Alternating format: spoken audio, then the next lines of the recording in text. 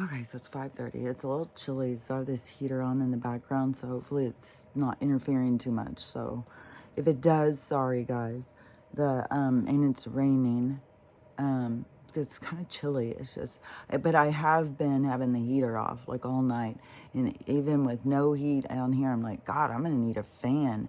The tent is like, I had said this so many times throughout the past few years. Like, if your power goes out and stuff, and you are cold in your house, get your tent out. Hopefully, everybody has a tent, but I don't know. Maybe some people don't have a tent, but get one. And then they're cheap. I got mine at the thrift store. I swear to God, it was like 15 bucks or something. And it's good. You can check them out. Like, you don't have to get some raggedy ass one. You'll find raggedy ass ones, but you find good ones. But you can order a brand new one, probably for $69. I don't know. It'd be a real good one. You probably have to pay more, like 150. But that's all going to be changing too. Our quality of stuff and the running up prices over shit is going to be changing. Which you could even go to the Army Navy store and get a used real canvas Army Navy one. But they're a little more complex to put up. These ones they've made, these little hexagon things or whatever, you just put the stick through, it just pops up. Those ones are easy. And that's what I have. And it's only 2 sticks across too. And you can't stand in mine. I still have to be like crouched over. But you can get ones you stand in, but the more crouched, the more you're going to hold the heat in. And you can drag a light in there. Well, if you don't have any power and there's no electricity, then I guess you don't have a light in there. But you got a whole stage right in here. You just close your eyes, take a nap. I swear to God, it's the weirdest thing. That is what my life has turned into. It is so weird, because if you think back about when I was at home and there was some day, they were rough, man. There was days where it was like I got 3 hours of sleep and stuff, and I was going towards this like, I'm doing fine. I don't feel like I need sleep. I'm doing pretty good. And I don't remember. I mean, I think there were some times in between where I was just like, oh my God, I'm so tired. I just can't even stand it. I just want to sleep. But now I've been in this for so long. Like, sleep 11, 12, 14 hours a day, and I still feel like, fuck, man, I could go in and take a nap right now. The moment I wake up, I open my eyes and get up and start moving, it's like, fuck, I need to go take a nap. Oh my God, damn. It's got to be the energy. I don't know. It's just got to be the energy. It's just as I don't match it like I used to.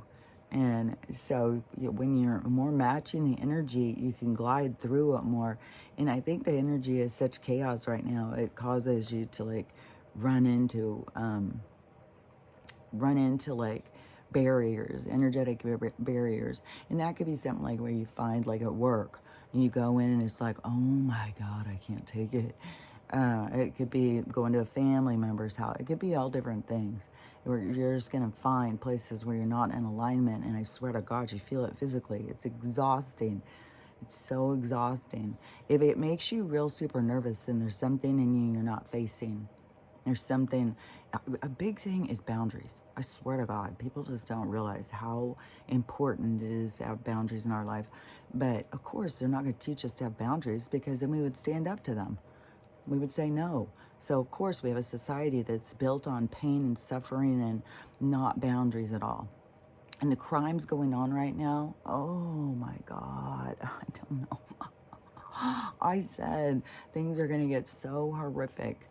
The craziest stories that you're going to hear are going to be coming out. And it's just like, oh my God, it's blood curdling, it's stomach turning. I can't even believe some of this shit.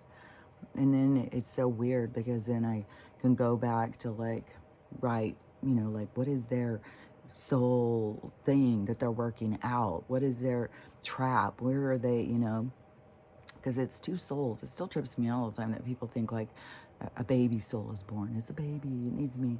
It's a regular ass soul. Hold on. I've got this cup of tea. Hold on. What was it? Oh, it was something I was just seeing somebody. Was it my mom telling me a story? Oh yeah. Oh yeah, she was. It was so, it's so funny. Sometimes you can talk to. I think I do this to my kids too. Talk to somebody and you just start veering off. You just start going into storyland. Your story just starts going. That's I think probably what I do here. It just goes and goes. But so she's telling me something about something totally different. But then it goes into this woman she's telling me about, and then it's her kids, and she was a piano teacher, and she was such a good piano teacher. She had one kid who, it was so funny because the whole time she's telling me I'm picturing the Majestic. Hold on just a sec.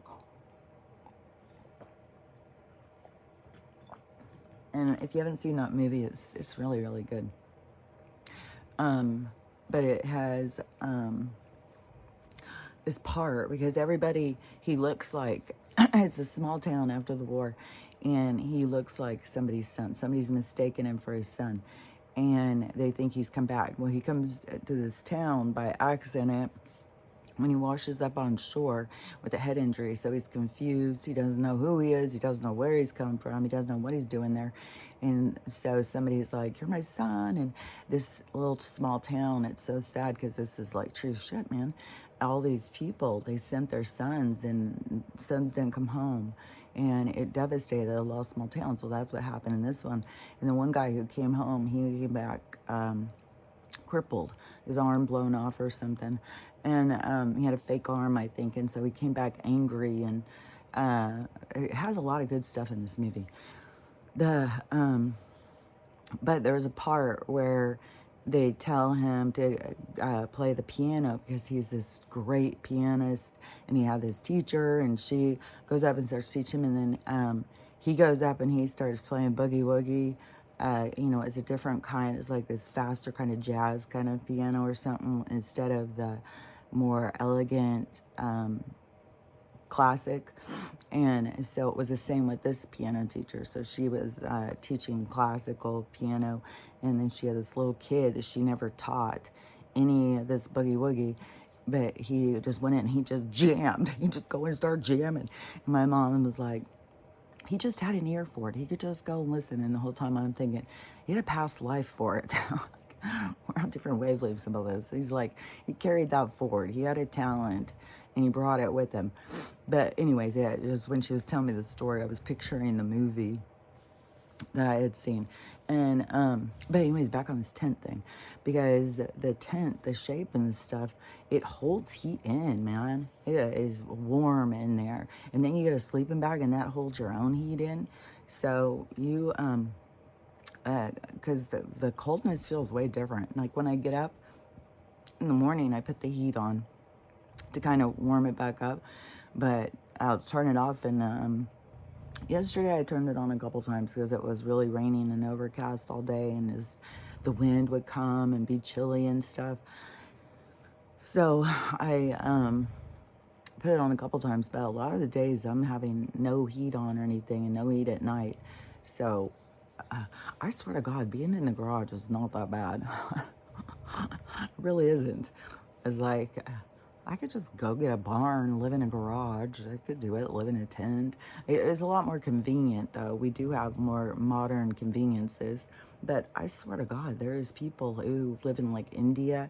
If you've ever seen, like, I think it's Baghdad. It's a really big city. But there became another city, like, inside the city. It's like the poor people all started building their own little world inside the city. So it's like this city. It's like they've taken like boxes. I don't know. You could go in and watch it. But that's where I was feeling like, man, there's people that live like this. And, they're going and climbing through, going in other people's little shanty places and stuff. Like, it's a lot of people too. It's like 1 million people or something living in that thing. I don't know. I saw this documentary a long while ago. I don't even know what it was called or anything. I don't even know if it was just a part in a documentary. I don't remember. But I was just fascinated with this, I don't know, the innovativeness too. And that is what some things create. See, here they create, instead of creating like a way to make us innovative and, well, I can do this, I don't need them, which you do have that in a lot of other countries. And here, though, is people become dependent, and they lose their abilities to create. Which, are they losing them? Are they blocking them? I don't know. I mean, there's something crazy going on here, that's for sure. But yeah, you could go and find other people that when push comes to shove, they'll just go and start building their own thing. I have seen videos, the craziest videos, of people in other countries. I'm not sure where. I see somewhere in Asia, a lot of them, and they will just go out. It'll be like this open field or under a tree or something, and they'll speed up the video, but they will dig, or they will build a home, and it will be like some of them build like these clay homes, like all sorts of things. I don't even know. They're very innovative. That's what I can tell you. And they'll go out, and they're not all the same. It's like different places, and they build different things. And they'll go out and they'll build this home. And some of them are like cave homes. Some are like little hutch homes. Some are like little cabin kind of things or something, but not like a cabin like what we would think of. I don't know. They're just different.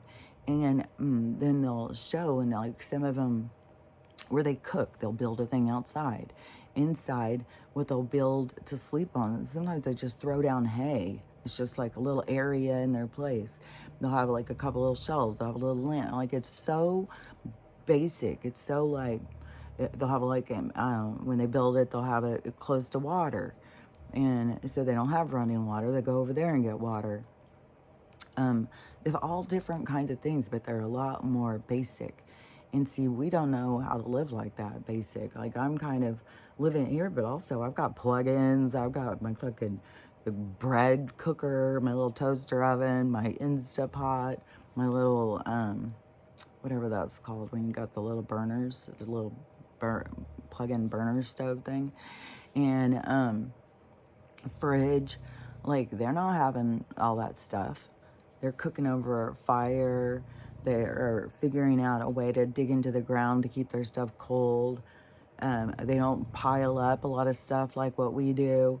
There's a lot of things, and it's like, man, we are kind of dependent on this cushy kind of life that has been offered to us, where we'll do anything. We'll dog paddle for 50 years trying to get to it and never stop, and then retire a failure. Never reach the top. And it's like, they'll just keep moving that carrot, making you feel defeated. And it's important that it's changing your own priorities is what changes it.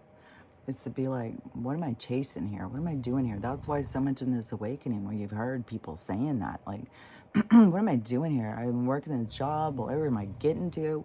Why am I doing this? Why am I living like this? Why am I paying rent on a place that I don't even ever get to be at because I'm always at work? It's like people just all of a sudden realizing and changing their priorities and looking at things deeper. Like, does this make sense?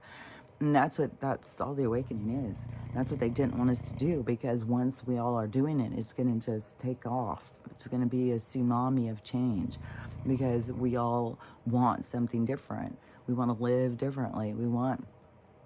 And the priorities. Okay, remember one thing too, about one thing that death is teaching us right now is to value the value of life, the value of relationships and stuff. And so how the loss affects you is to get you to realize that there's a loss there. How do I do better? And people, when somebody is lost, somebody leaves the game, then people start really putting more time and effort into certain parts of their life and certain relationships. So it creates a shift. And everybody has their own shifts happening through this. Everybody has their own stuff happening. And the thing is they're just as parts. Like, to me, I'm at this part of just seeing through so much stuff. I just see through things like crazy. And I had said, a few years ago, I started seeing through things, and it's like, man, you can see through these things. You can see through people. You can see through, like, you know, what they're saying and what they're doing. You can see through it, you know. It's like you just see things that, you know, you can't help it. It's like you just see stuff. And the stuff that I'm seeing revolved around death right now is very different. It's very different than than loss and stuff. I very much see it as like somebody leaving the game. And I had just said in the comments, I was seeing it in, I was just saying to Crystal in the comments that to me, it's more like, you know, we're all at this picnic together. So we're all in this game together. We're all in this movie together, whatever. We're all in this picnic with your soul group. And everybody's at this picnic enjoying themselves. You know, you can only talk to so many people at a time. And you're always going to feel like you didn't give enough to this one or you didn't give enough to that one or whatever. And so, but we're all at this big picnic and somebody's always going to leave first. We're not all going to just leave at the same time, which, you know, to everyone that was in the observation, they would think that was a huge crisis. Like, that'd be all over the news.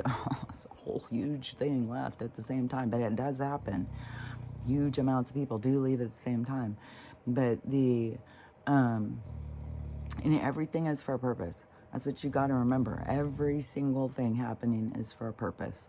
And there's nothing that is by accident.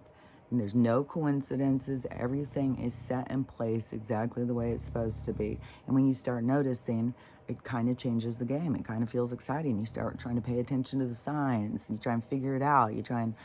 But it's still so much about learning how to relax and go with the flow, not trying to control it. And so it's kind of sitting in the passenger seat and watching the road map or watching the road. But you are, you're giving up the driving, you're giving up the making it go where you think it needs to go. You're just letting it go where you're going. And so that is one thing. The thing with death to me is now I just see it so much as like, this isn't real. This isn't real, no matter how real it feels to most of the people, because most of the people feel very real here. This is all very real. This is all we got. And to me, this is such a charade. I hear charade. It's such a charade, but it is so. It's the illusion. It's the trap in the illusion. This isn't real. The people aren't really leaving us. They're not changing. They change form. They do, but they're really that form anyways. That it's the illusion that you see, but it's the illusion that has got so many people trapped. So many people are trapped in the illusion. And so, to me, hold on, let me finish this real quick.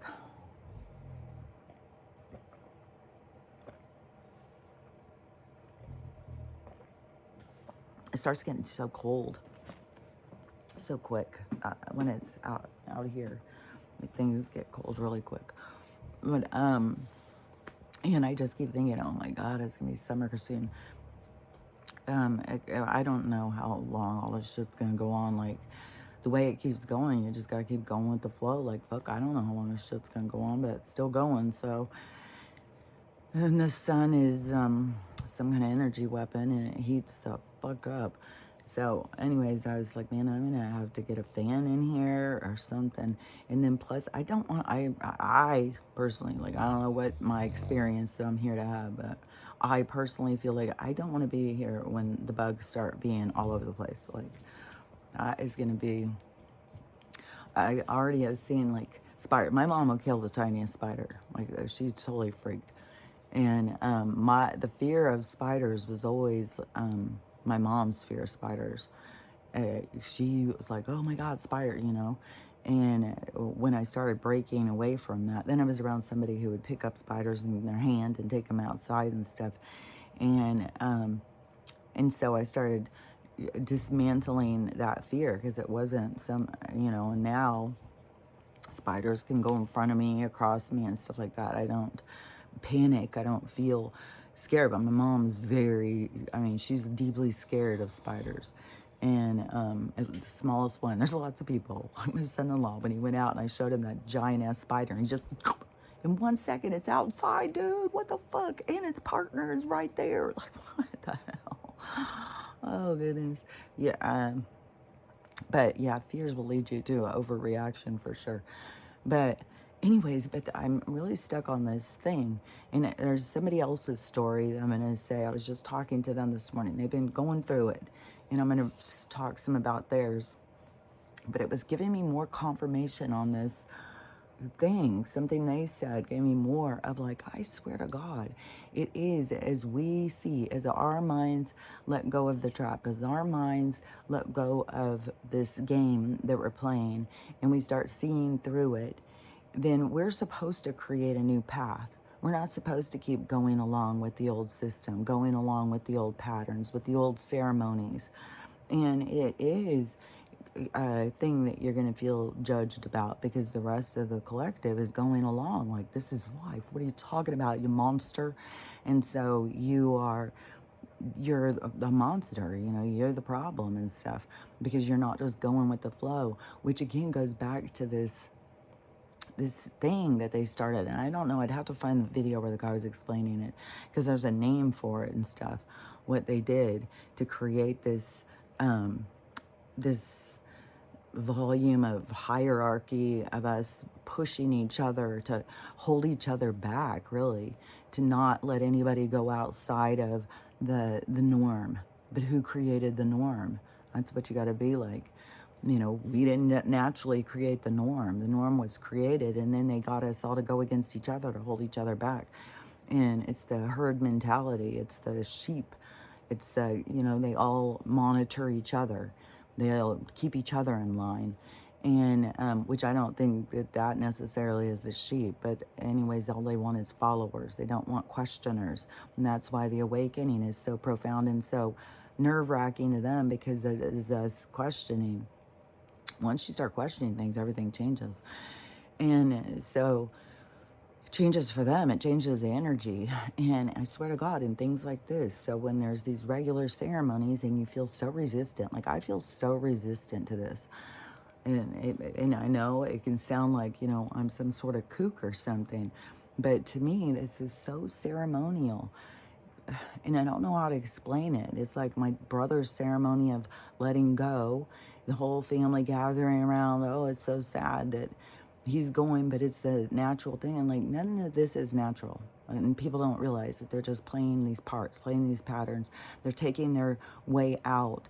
And it is going to be a lot of the death that is going on is people taking their way out so that they don't have to go through the healing, or they're going through it on the backside or whatever.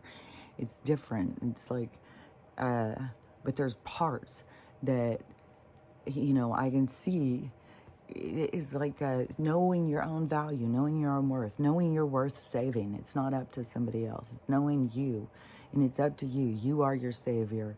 And so that's all missing. That I find frustrating. And even if I can be like, well, you know, it's his choice. I'm not going to call him every day and harass him. I'm not going to start a fight with him.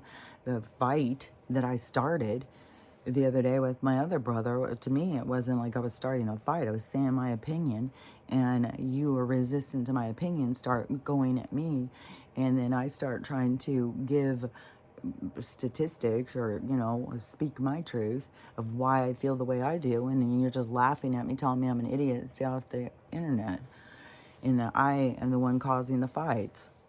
It's like, but that is like where, you know, you just got to keep going. And my boundaries and stuff, those are my boundaries. I've been working on them for a long while. And it isn't just me working on them. It's like these situations come into my existence to give me the opportunity to work on them. I've got a whole guide system going with me through it and explaining to me and stuff. Because when I very first started on the boundaries, I had no idea what was going on.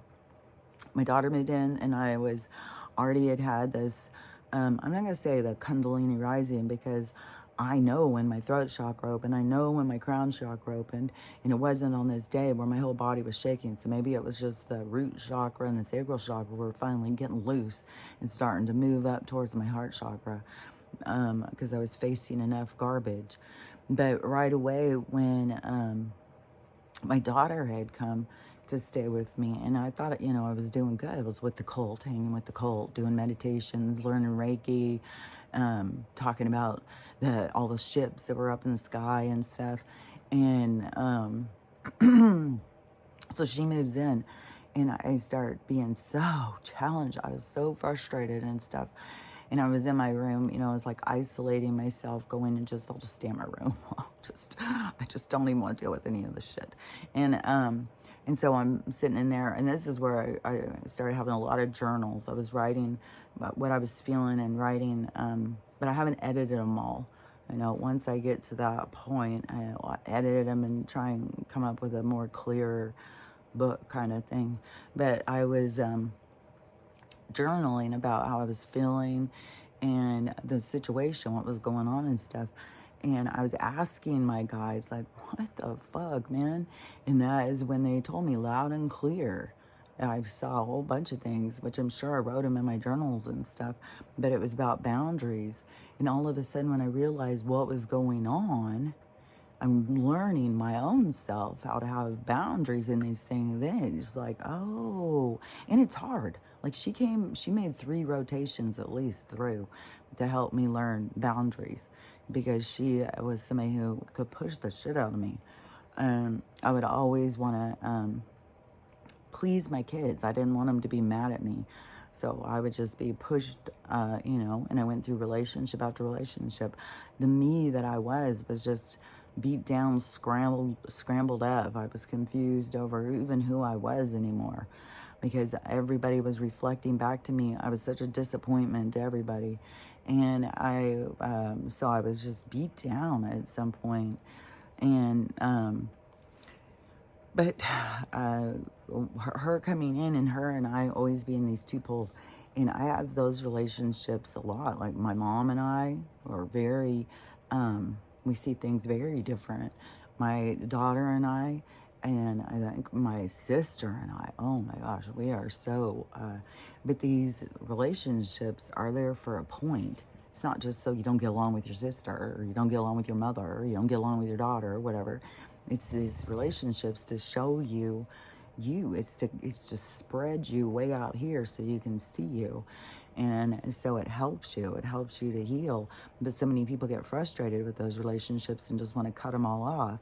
And so then you're kind of hurting yourself, because it's all pre-planned, it's all there. And you'll see later when you go in for your life review, like, oh man, I could have used that, or I could have done that, but I just isolated what in me was hurt, what in me was broken.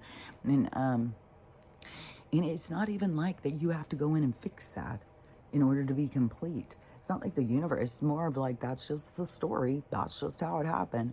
But you, as the soul, as the player in the game, you always want to improve. You want to improve your game. You want to be better. You want to, iron out the rough spots. And so you're more motivated to always be challenging yourself or growing and stuff. But you don't come out of it as like a failure. You come out of it as an evaluator of how you played the game. So that's one thing. Like there's way too much judgment and stuff that people think, but it's not. And like I said, the judgment where you carry your own shame and guilt it's an internal thing. It's not like the universe is joining in. Right, the dark energy will join in. They'll fucking beat your ass down, man.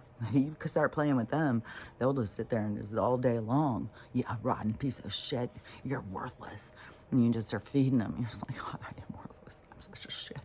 Oh, look at what I did. Oh, God, I can't even believe I said that one time.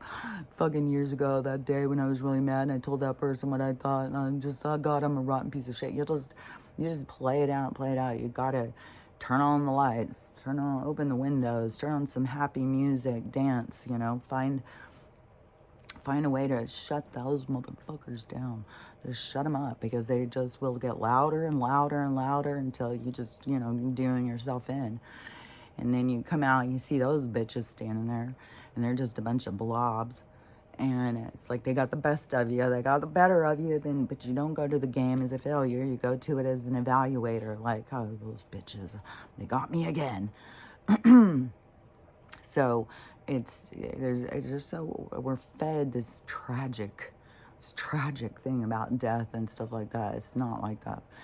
And so once you see through that, it's hard. Once you see the roles and the what's being played out, the template, the game that people are playing, and knowing at this time that we're shifting, we're changing our role, we're getting ourselves out of just playing the game on autopilot. We're pulling ourselves into playing it, with knowing what the fuck we're doing, knowing what we're playing here. And so, anyways, to me, with this whole thing with death and stuff like that, which I still hope. To me, there's always hope that he could survive. He could become a miracle person out of this whole thing. You just don't know what somebody's storyline is until it's playing, until it's like, well, that's completed. Then like, okay, well. And then you watch how everybody else interacts with it. But to me, those of us who can see through the game and see this stuff, we're not supposed to go back and play the game and be in judgment of the people, like how ridiculous they are. Like we're above them, looking down on them because we see through it. We're supposed to create new pathways. We're supposed to show new directions. And it may not make any sense to the people who are in the game. They don't see it. You're going to look like an evil bastard, an asshole, or whatever to the people in the game until they come out of the game. But also seeing the new directions, also, even though they don't know it, it's reminding them. Because remember, because I'm about to say remember. I said, because remember, while we're here, we're not learning new things. We're remembering old things. We're remembering our truth. And so in knowing your truth, you're not going to be caught up in these stories. You're going to change the storylines. You're going to change, your actions and stuff, because it's all of this, just this playing out stuff. So anyways, I don't think that, I'm supposed to, I can't even see it playing right, because just the way I see things, I would be in argument. I'm like, I can't even talk to my brother about it. I'm like, much less just go into the situation where it's playing out and try and, there's no way I could talk to my brother. And it's not my duty anyways. Like, life is playing out for him exactly the way it's supposed to play out for him. It's not up to me to go and try and get him to be like, you can heal yourself. I already tried that. When he first got sick and was told, I'm a ridiculous, crazy person. Then, and then when it came back, and he said that he was going to try the stuff, but then he's still letting his doctors wag the tail. He says doctors are in control, and he doesn't see any problem with that. Well, I see big problems with it. I see through a system that they don't see through. But these are their lessons to learn, whatever it is they're here to learn. And so it's not like I can go in and say it, but to not go in and play it, is going to take strength, because it's going to be going against a whole thing that everybody thinks is the norm, for me to go and be the mourning sister, to make sure I go for this or that. And it's just like, I don't know. If he does go and stuff, I don't know how I'm going to feel, that's where you see when things happen. I know that in my heart, I know he knows I love him, and he loves me. Like, I don't have that question, like, and I got to have that great time with him making that movie. And I got to have a lot of great experiences, like hanging out with him and stuff. So I don't have a bunch of guilt or pain or anything around our relationship. And, I was really hoping that a lot of relationships that I had weren't going to end. They were going to go forward into the age of Aquarius, but I have no control over that. Some people are going to be leaving, and some people are going to be coming in through different directions. Like, we're not going to not be interacting with these people, but then when they leave here and they go into this other vibration, it's like we're going into that vibration by our own mental leaving this world, by letting go of what they told us was normal, letting go of what they told us that we should do and shouldn't do. and then getting everybody else to police us, because we should always listen to ourselves. That's what's important. And so in this other one too, so this is somebody else's story, but it has a lot of good things in it of what they're going through. So I want to share them, because everything that you gives you more reference, then it opens your mind so you can start understanding your own patterns and seeing your own roles, so that you can break free from, just being the crazy sister, and they're going to go further.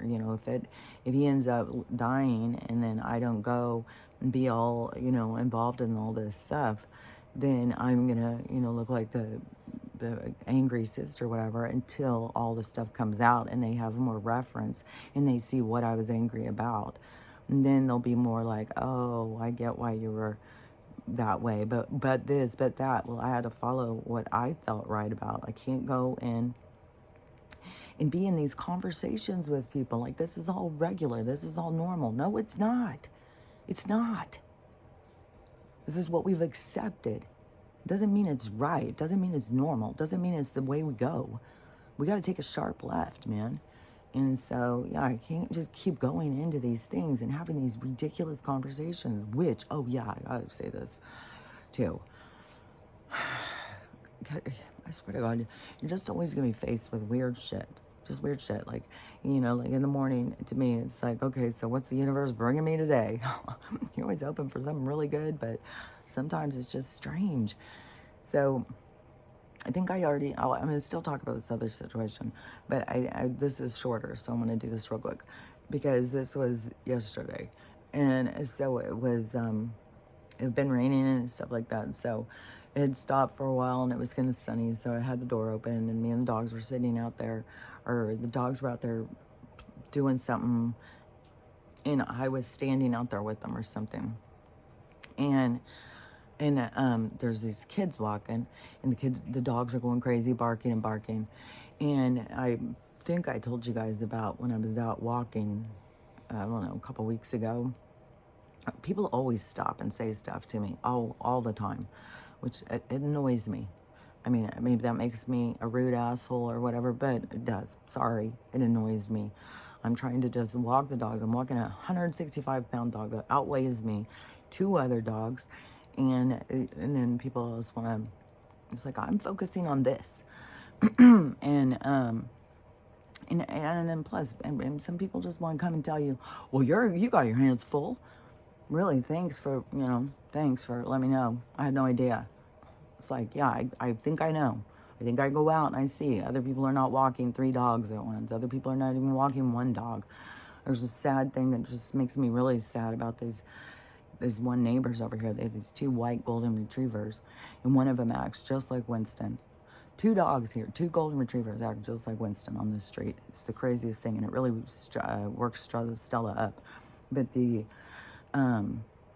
and we'll walk by and they get all excited. Their tails are going crazy because all the dogs, their tails are just like they're all waving to each other. Hey, hey, hey. And barking, like so excited. And this one is like Winston going crazy, barking himself hoarse. He's just going wild. And then I started noticing like the guy, or I couldn't see the person, but they were getting mad at the dogs. Like, how dare these dogs fucking make a sound, little motherfuckers. And so, I don't know if at first it was just hitting the thing, but then they definitely started hearing a beep, beep, beep, beep, beep, beep, beep, beep, beep, beep, beep, beep, beep, beep. And then I started noticing that the dogs were getting quiet. Sometimes they'll just sit and stare, like they're getting beeped before. And so I was being like, what the hell? Is this some kind of a electronic thing that senses if you make a sound, it's gonna shock you? Like, what is going on? Like, why would people not let their dogs bark? What the fuck? And you don't want to train your dog not to bark?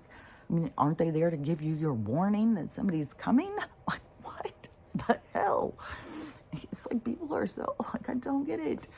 And then, so the other day they were out front, and they were, I don't know, the neighbor and them were not burying something. They were doing gardening or something out front, doing something. And the guy, so I saw the guy, which is so, God, there's so many stereotypes in our life. There is people that they just go into these, like, you know, like a Karen, like you line up all these Karens, they all have the same look on their face or something. It's the same with these angry men, these angry older men. They're just like, ah. They all just kind of look alike. And anyways, he just whatever comes to your mind, probably that's what he looks like. And so as I'm walking up, I'm saying, what is your dog's name? So we can say hi. They're always coming out and say hi to us. But what's their name? So I can say hi back. And it was like Otis and Olaf. I remember the Olaf name, but I kept thinking, was it Otis? Was it? So anyways, I'm going to call them Otis and Olaf. Because I'm pretty sure that was their name. But it was, I have a problem still with some names and numbers for sure. But I always had a problem with names. So doesn't feel like, oh, see, I'm not doing that. No, I always had a problem with names. So anyways, that's probably why I didn't even ask my guys, what's your name? Because it doesn't matter. I'll just call you whoever. I'll just talk to you when you talk to me. But I talk to them too. It's not like they have to talk to me. I have to sit here and wait for them to talk to me. I just talk to them and then they'll answer. And so anyways, when they don't answer, when they're on a dead silence, it's like they are telling you, figure it out. Just figure it out. Let it play. Just watch for a minute. You'll get it. So don't ever feel like you're abandoned. They're just waiting for you to figure it out for yourself because they know something you're asking is about to become clear to you. So anyways, we're walking and so the dog come out and start barking. He's just pushing that thing, beeping them, and they're getting real quiet and stuff. I was like, that is just fucking sad, man. That is just fucking sad. These dogs are happy as fuck out there, just so excited to see somebody walking by, barking, and that's a problem to some people, to a lot of people. A lot of people think, and then if the dogs are silent and some stranger comes busting into their house and the dogs just sat and watched, then they're like, well, what the hell's wrong with my dog? He's not a good guard dog. Well, you trained him to shut the fuck up. Like, yeah, damn. Think about it. Like, Jesus Christ, people. So, anyways, back to the other story. So, in this other story, this person who's going through this, her grandma had been, she has medical background, and her grandma had been in the nursing home, and she was real sick, and she was in a different town and stuff, and she had been worrying about her for a long while and trying to see her and stuff like that, and then her grandma just died, and which every single thing, everything can go one way or another. When it goes one way, it's for a reason. And so you're already being traumatized by that. Then it's coming up on the anniversary. So just right away, coming up on the anniversary of your grandpa's death. So you got that going. And then on the same day of the anniversary, your ex does themselves in, just out of the blue, unexpectedly. So you got trauma, all these things traumatizing you. And she has a partner that is, so this is like from her previous life, a previous family, which to me, all those relationships matter. Like, I don't know. I mean, I know a lot of people just like, oh, cut them off. Like, just because your relationship ends with one person, I don't see why we all move as a group. Why we can't just be like, well, I have a relationship with these people. They were my family at one time. But then your new person can get really jealous of that and push you into not being that. You got to remember, any time that you've got two people in a relationship pushing and pulling, when one person submits something away from themselves, you're developing a codependent relationship. And just think of this too, because if you're always bending over backwards, okay, well, I'll just kick people out of my life in order to make you comfortable. Their jealousy is not healing. So their jealousy is dependent on you having boundaries, of you standing up and saying, well, I'm sorry it hurt your feelings, but I have a relationship with these people. And this person is having a lot of reactions. They're having a lot of stuff coming up from what's going on with this person. And that can be so many different things.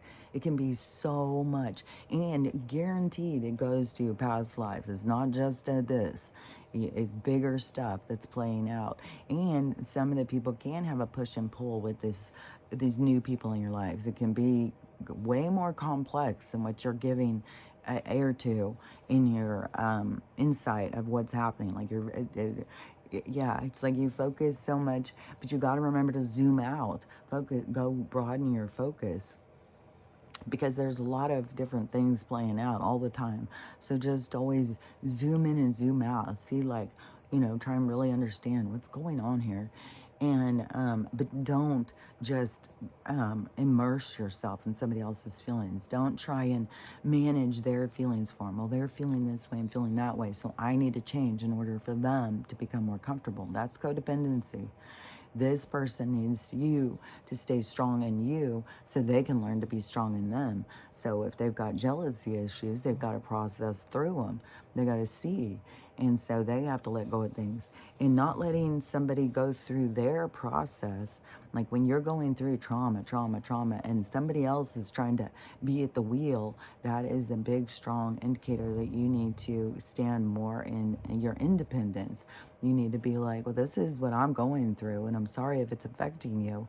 If you need to be away from me during this, then that's what we need to do, because I need to process through this. This is big stuff. Don't minimize what you're going through and focus on how it affects somebody else. That's going to build resentment. That's going to become toxic. All those kinds of things will just become toxic. And you want to keep your relationship clean.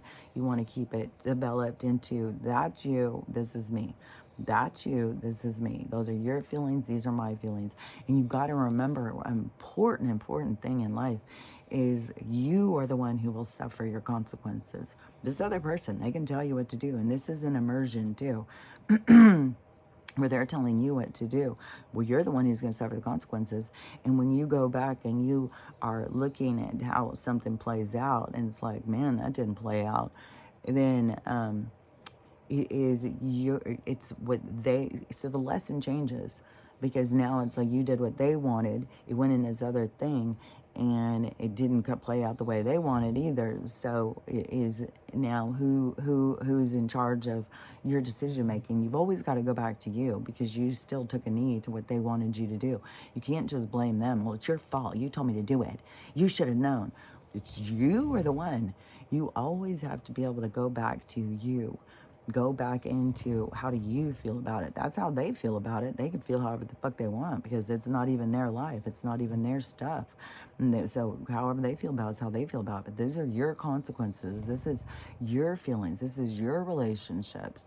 You can't let someone else be the crafter, because you are the one who's going to feel the pain from everything. And now you've got this immersion. And the stronger, healthier relationship is an independence of letting, and if, and say, you're with somebody and you want to be a healthy version of yourself, and they're going through a lot of loss and you're not understanding it, and they're just going through it, and they're talking to other people, they're, it's bringing people who haven't talked in a while back into conversations, which there's conversations even in that is showing, because there was the whole thing around our story around suicide, what they tell us, which is so absurd too. Just when you're putting together the whole thing about suicide, and use the logic of they programmed us for so long, it's a sin, you go to hell, all this stuff. And so many people believe it. So many people believe it. But now all of a sudden, well, if you're poor, just do yourself in. If you've got anorexia, just do yourself in. If you got anxiety, what else do you got to do? They've made it now as just like if you're not perfect, just do yourself in. We don't have time for you. And so it's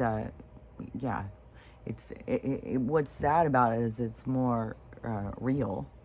It is more real. Like, if you're not doing good, just leave. But it's more nefarious. It's more, and then it's also, keep in mind that you're not really just leaving. They're just grabbing your soul on the way out, and they're taking it over to some black box and sticking you in there. So anyways, but their whole philosophy over you're going to hell, and now all of a sudden do us all a favor. It's like, okay, so all these people who are still on the stuck on the you're going to hell, they're stuck in a program. They're running a program. And then when you go against that program, like I said, you got the majority of people running the program together, and you go against it, you're creating a new pathway. You're not supposed to succumb. You're not supposed to just go and be like everybody else and be like, yeah, it was sad, now he's in hell. It's like, no, you got to start bringing the info to the other people. Like, people need to wake up. But you can't just go in, like, here, we got the drawing board, let me explain things to you people. But you can drop little seeds, you can drop little things, little nuggets along the way. Of like, yeah, well, I don't believe that. I believe life is very different. And you got to come up with what you believe so that you can say, but yeah, I don't believe in the hell and the devil and all that shit. And you're going to hell for every little mistake you make. It's like, no, we're here to make mistakes. We're here to learn from our mistakes. And even if you're a slow learner, the universe doesn't judge you. The universe is just along for the ride. They enjoy the scenery. And we don't take ourselves so fucking serious when we're not in this game. This game is very dead-ass serious. I'm better than you. And so, anyways, where am I? Okay. So, it is important. It holds great value, but it is so important for you to be able to be true to you, and to not get caught up in how everybody else is going through the experience, especially when it's a combo experience. Like, one person's death is affecting all these different people in all different ways. And like what I've said, like this ceremonial thing that we've got going around death, and everybody playing their roles and stuff like that. And it just irks me at this point. But when you go against that grain and you stand different, you say, you don't believe that, then you're going to be judged. But it's not going to have more value for you to go along just to keep the peace and say things that are against your own beliefs. And in finding what you believe in, too. You can't go and be immersed into what somebody else believes. Like, even the things I say, you can't just be like, whatever she says. No, you got to go with what's inside you. What does your inside say? Confirmation. What is your internal guidance? Where are you being led? Because you have a path, and you have guides that are trying to keep you on your path, but you will veer out and immerse yourself into other people and let other people pull you and stuff like that. But right now in our journey as beings of this planet, we are going through an independence journey. We're going through like when there's nothing there, do you know how to take care of yourself? We're going through this awakening, this clarity, this independence, and what we get from it is abundance. Like, we create an abundant world because we go towards what it is we want. Like, it all will play out like that way. And even though it's always going to happen, we're always going to go on the gold standard and stuff, but it's us making these shifts. It's us turning in these directions is what is creating it. Otherwise, we would just stay and all be like a bunch of puppets in a 15-minute city and waiting, for our new air to be sent to us. So anyways, but it's time of our evolution as conscious beings. We are evolving into a state of independency, of loving yourself, seeing yourself, being true to yourself, finding balance in yourself. And you can't find any of that unless you face your dark side, unless you can see what it is that's out of balance, where you need to find your balance. And it's real easy because it's really easy to be out of balance and be messed up, because that's what our society is built on. It's built on fucked up relationships and us doing fucked up things in relationships and stuff. And it's so basic because, like, in their world, they would teach you, to keep the peace. respect what the other person thinks and stuff like that. Well, that's not helping this other person grow. It's not helping you grow and become more refined in yourself. And so you need to refine yourself by listening to your own truth, your own heart, and following that. That is the definition of you. That's you defining who you are. And it is going to refine you into being your best version, is going internal and finding yourself, not looking outside like, what can I do to please you? How can I get you to love me more? How can I get you to care about me more? And so, and then the stronger you are with your boundaries, because all this stuff is going to be to teach you to have boundaries, to be able to see the fine line, the gray in between two people, and be able to find the line of where this is you and this is me. And so that we're not an immersion of two energies trying to play this tug of war, trying to push the other one into being more what I need. We need to find what we need in ourselves, not in somebody else. And so we need to let everybody find themselves. And when you have all these things going on in your life, these things are pushing you to find yourself. And so, yeah, the people who are going to be the ones, they're going to come in harder and stronger, because that's the opposing force. And so it's not one that you are to take a knee to. It's one that you are to recognize, no, this is the force that's pushing me into being more independent, into me being more successful, and knowing how I feel about this, knowing what I want about this, and not be all like bendy and like, well, I don't know, but be more like, no, I know I need to follow through with what I got going on. I need some time to really process what I'm going through. Don't let somebody interfere with your processing, because your processing is your healing, it's your growing, it's your what is that? It's the development. It's the stages of development of loss. So you have to go through the process, and somebody can't be sitting there. Oh, you know, that's where people get this, like, well, you've been sad long enough. You've been doing this long enough and stuff. And is the person who's in the loss or the state of sadness or whatever, then those people, you can take those as like little seeds. Like if you've got constantly people telling you, you know, you've been grieving a long time, you've been really stuck here for a long time, and you just, shut up, I hate you all, you don't know what it's like, I've lost something big, you don't know, then you probably are stuck, because you do have to keep going. You're not meant to stay stuck in a sad point of view. You're not meant to stay sad and stuck in guilt and shame, like you should have done more and stuff like that. You got to start seeing that there's a reason, like everything happens for a purpose. You know, that person didn't die to create you to be in pain and suffering. But when those things happen, there's something you're holding on to, and you got to see to let go of it. But it doesn't mean that you need to follow everybody else's path. If everybody's telling you you've been sad long enough, that is that doesn't mean you need to get up in the morning and go, God, I'm just a real loser, I need to stop being sad about this, I need to get my shit together. No, listen to your inside. If you're inside, because you're always going to feel out of sync. If you're always trying to people please and your inside's telling you to do something different.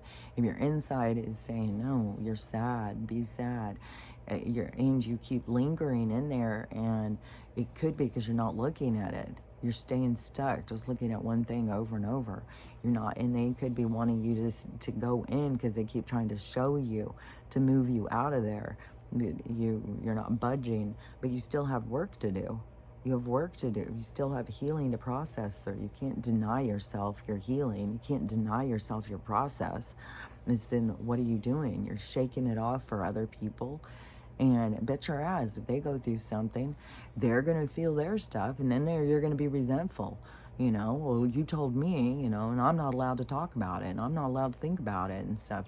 You got to go with what you feel, what you think, and go through your process. And don't forget, even if somebody's, you know, sitting there threatening you, like, well, I'm leaving, and then, you know, say, well, I'm sorry that you feel that you need to do that you need to go and be somewhere different away from me, but I have to go through what I'm going through. You know, you got to take what your soul's journey is a lot more serious. as we process through this. Like, your independence as a soul, as a conscious being, holds great value, and that is what we are taking our little broken plants, the us that we are, what we've been watering through this world, trying to get everybody else's sunshine, and then got this little sad broken out plant that we have become. But you want to now put it out in the window, out in the sunshine, and take good care of it the way that you want to. You got to value yourself. You've got to put you first, the value of you, so that plant turns into this fucking starts taking over the room. You start growing and healing and stuff. So you don't want to stay in a state of stagnation. And when others are trying to control you, that's where it's going to hold you. And it's not like that's what they're trying to do. It's like how the game is played. Like, if you don't stand up for you, then you just stay stuck in that. Once you go like, oh, I'm not staying stuck in this level. I'm moving out of this level. I'm leveling up. I'm going to do something different. And so you change, you get out of that game level and you move into the next one. But you want to keep yourself thriving. You want to keep watering yourself, taking good care of yourself. And I saw somebody, oh God, I forgot to say that about those dietitians yesterday, because they were talking about the value of your health, of to kick sickness's ass. And as what I have been saying, you've got to prioritize your health. You have to eat right. It's your lifestyle. It's how do you take care of yourself? Do you give yourself time to reflect? That's a big one. Lots of people don't. I just, like, even upstairs, like, I don't know how my mom even thinks ever. There's so much, there's TVs in 2 rooms going, the music sometimes is going in 2 TVs. It's like, oh my God. But sometimes the quiet overwhelms people because there's too much going on in there. So it's like a lot of distraction or something, it feels like to me. But I don't know. Yeah, it's important, though, to take time to let your mind be quiet, let there be silence, and to let you have a conversation with you, so you can reevaluate the day or whatever. So you need time of reflection. It will make you feel more calm. You need the minerals and the nutrition. You gotta be eating right. And one of the things that's a big thing now is protein's not good for you. Protein makes all these cancers and shit grow, and it makes your diabetes worse and all this stuff. And where I keep on hearing the best diet's beans. What did I say? When I started eating beans all the time, I was like, man, I mean, it's like the hidden jewel. Like, these things have all this protein, like, you feel great, they're not super fattening, and you can add fats to things.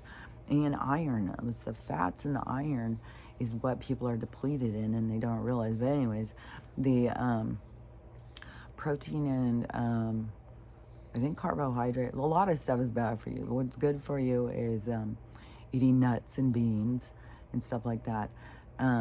I can't even remember all the stuff. Like, I can send you if you're wanting more information, you can look for it for yourself, or I can send you the ones that I have. I still haven't watched those too.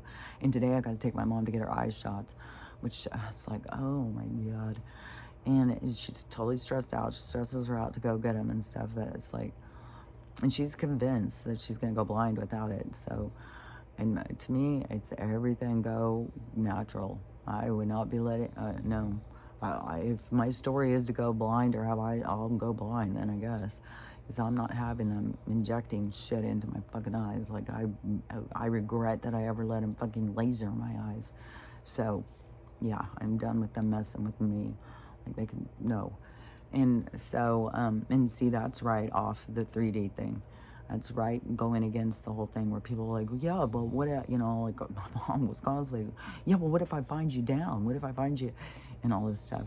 And so, anyways, I think I've skipped through some stuff. Hopefully you see what I'm talking about. Hopefully you see the link of what I'm, and everything is about you. It's about you figuring you out and being strong in you, not being codependent, not letting not having somebody else, because somebody else who's willing to carry you along, that's not healthy for them. And so, and even when you're going through things, there's people that you're going through them with, you know. We shouldn't really need somebody to carry us, even though we have people who should be there, you know, that it's like finding comfort. But I don't know. We shouldn't need to be carried, but that's such a part of our thing of, oh, well, you got to be with somebody who's there for you and stuff like that. But it's not, it's being there for you, but in like a different kind of way than carrying you. We got to become strong in ourselves. It says with all of this stuff about this consciousness and this awareness, this being able to maneuver, manage your emotions, to have compassion and caring, to not be dependent on what others think of you and stuff. And it's just all these things I keep talking about. I mean, like I can see it so much, but it's so big because it's so different than how we've been living. It's such a jump. It's like a total jump, but we're not jumping like a lot of people just think you just jump from horribleness into greatness. It is a path. It's a choice. It's a direction. And in going that direction, it doesn't have a lot of light. It doesn't have a lot of, you know, there's a lot of unknowing when you go in that direction, because it's going away from the general consensus of things, how the rest of the public is looking at things, and you're going in a different direction. You're always going to seem like an oddball to everybody else, because everybody else is taking the safe way, and you're taking the, you know, you're going to find a new way to get there. And you're trusting your own instincts, and that's going to make people uncomfortable. But it's important, because then when they see, that's what starts making them learn how to trust their own. It's not like we force each other into being the way we are. It's role modeling. It's standing in your own truth, having good boundaries, going in a direction that seems crazy to people, and just being true to yourself. Those things are what helps our society. It's what helps other people be like, well, I'm going to do that too. Well, I'm going to try it. Well, I'm going to, you know, and it makes people stop just conforming, and it makes people start questioning how they feel about things. Not just like, well, that's how everybody else feels, so that's how I must feel. It's like, no, we got to change into figuring how we feel. What do we want? And remember, you are the one who's held responsible. Like, you can't shift it. You're going to feel the pain of what you do, the things you do. You're going to feel it. This other person who's trying to tell you how to live, they're not going to feel any of it. You're the one who's going to feel it. So you got to know what you want, what it is you're doing, because that's where your real true consequences come, where you really learn your lessons. Otherwise, you're learning lessons that you've got all these other people in charge of you. And which there's going to be a lot of lessons about that, because our society is built so much on following. So there's going to be a lot of lessons on following that people are going to be faced with. So that's going to be just a part of, you know, our evolution anyways. So that can be very much a part of your storyline, because there's a lot of storylines, a lot of following. And this is to kind of, the more that you can be pushed into the distinguishing yourself separate and admiring yourself or sticking true to yourself or whatever, then that is the development of leaders.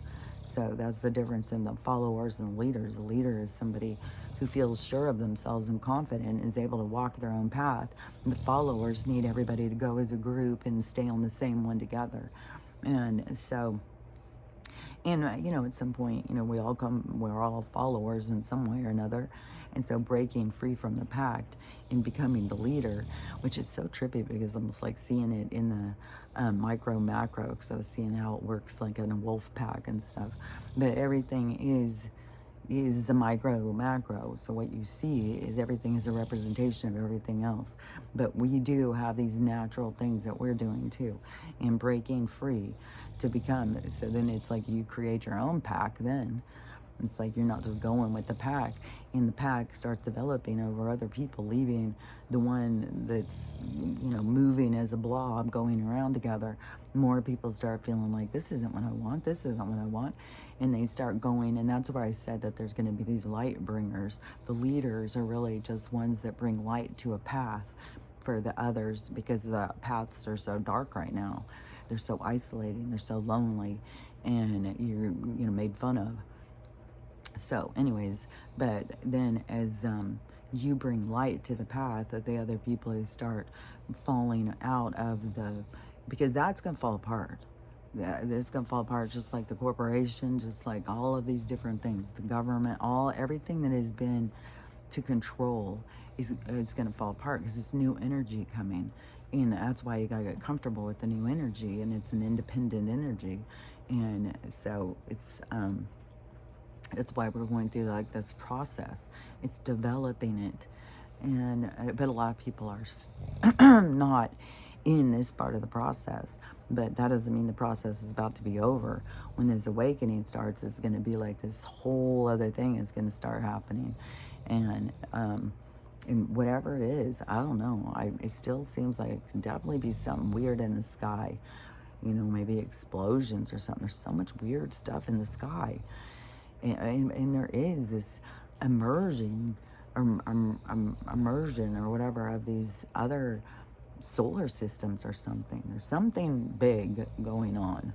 And I mean, that one NASA scientist, this was like 2 years ago, that guy was out in the streets crying and telling us, like, we have no idea what's coming, we have no idea what's coming. But they're scared of everything. They are, because they are not spiritual. And they, like, this isn't real. Just remember that. Where is your spirit? Your spirit has like this little monkey suit on to be here. It's not being its real self. It's being a character. You're playing a role. You're a character in a movie. You're a character in this game. And this game is challenging. And you learn and you grow in this game. But the game is also changing. It's changing directions. It's changing forms. And you got to be in the flux. You got to be in the movement. You got to go with the flow and let it take you where it's going. And don't be in fear, and don't be scared. Don't be scared of death. It's not real. It's not like, you're going to come out of your body and you're not going to know where. I mean, I can't imagine anybody listening to me coming out of their body and being like, well, now what's going on? I think right away you'd be like, oh, fuck, I'm out of my body, man. And then you got to, know what you're doing. Don't let somebody just, I guess, apparently force you into, don't let anybody take you on a ship and take you out somewhere else, that they're going to take you to some other world like this. Like they're just trying to farm us out and take the ones that don't remember and move them somewhere else. And, I think that they are doing more to clear this game out. So anyways, don't, if you come out of your body, you just got to know, like you have power, you're a soul. The universe is vast. You can go all over the place. Just put it in your mind. When you come out of your body, put it into your mind you want to go home. Just figure out where home is. And think of like, I want to go home. I want to go back to where I come from. And let it zap you over there. And if it zaps you back to your home here, don't think, well, I guess I've never been born before. No, you've been born a zillion times. It's because you have something you need to deal with. It's got something you got to clear up or whatever. Like you may need to try and talk to them. You may need to go and meet some people up in their dream time. And I don't know what it looks like when you're on the death side of things. I don't know what this reality looks like to them, but they obviously know when they can communicate and when they can talk to you in dreams and stuff, because they do it all the time. So just do that. But when you're trying to get home, you should go, I would say, to some other planet, some other group of souls, and you will probably look very different. And when you go and you see all them, they'll look very different. And just know that's what you look like too. And then let them teach you, let them show you, like what let them talk to you or whatever.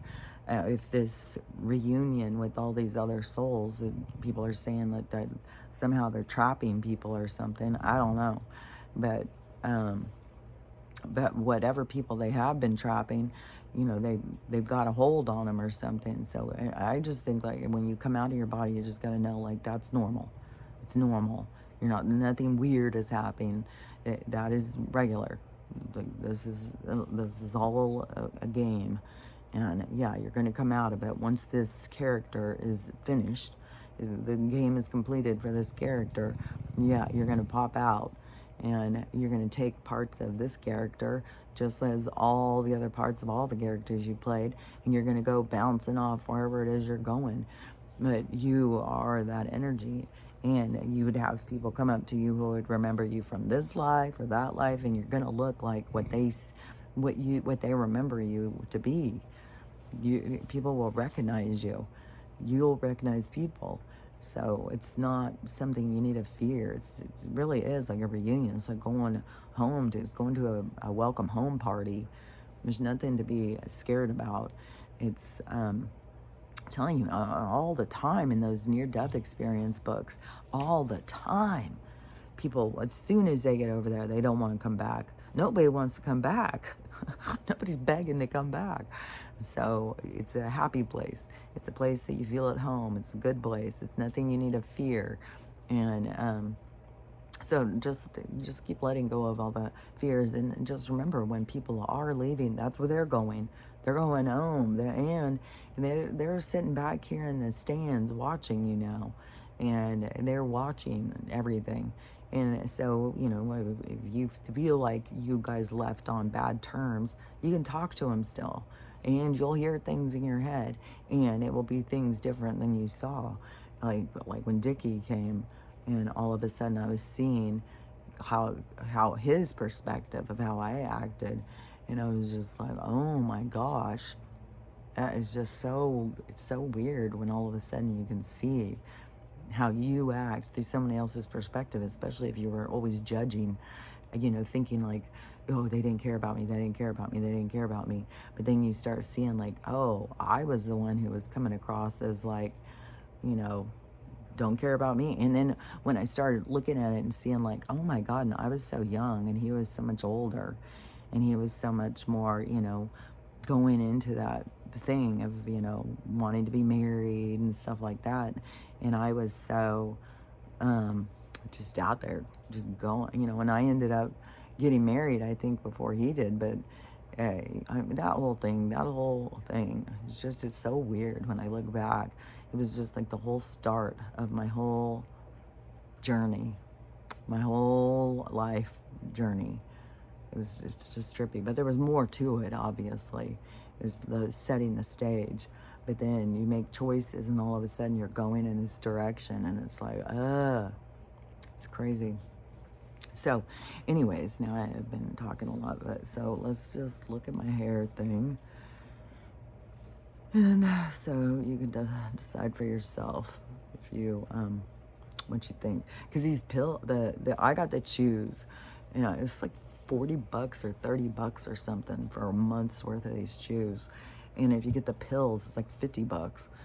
The chews taste kind of just like a Starburst. They're really good, actually. So anyways, I was looking at my tooth yesterday in the bathroom, and so this gray, these two spots are it's like it's healed, but it's still like these spots, like these are the furthest, deepest spots of where my tooth is broke. So all that gray is the part of the tooth growing into that, and then it will start turning orange again, and then it'll start turning, but it's getting way closer, like it's way closer up in my tooth of but there's still like this chunk right here that's still got to grow back. So it's in the process. Life is in the process. We are a process. Everything's a process. Everything is a development. Everything is a moving. So don't ever be hard on yourself. it is so easy to think, be hard on yourself. Like, you should have done this, you should have done that, you should have been smarter and all that stuff. But it's so crazy because these are the things that are teaching you. And we're getting mad that we didn't know before we learned. It's like, no, get more in the flow of accepting yourself and seeing the point and seeing the practice and not being so hard on yourself, like you're not good enough, you're never good enough, you're never good enough. It's like, no, you got to start getting to the point of loving yourself. So you got to really build yourself up. You got to look at yourself of like, fucking hell, I'm pretty cool. I'm pretty cool. And the more you do, even though it seems strange, the more you do to become more defined in yourself, the more you're going to love yourself. The more you're not going to feel like this tug of war with all these people around you. And so it holds power in learning how to love yourself, love everybody, and how to have a loving day, because it's right there on the table. So we'll talk more about it tomorrow. Talk to you later. Bye.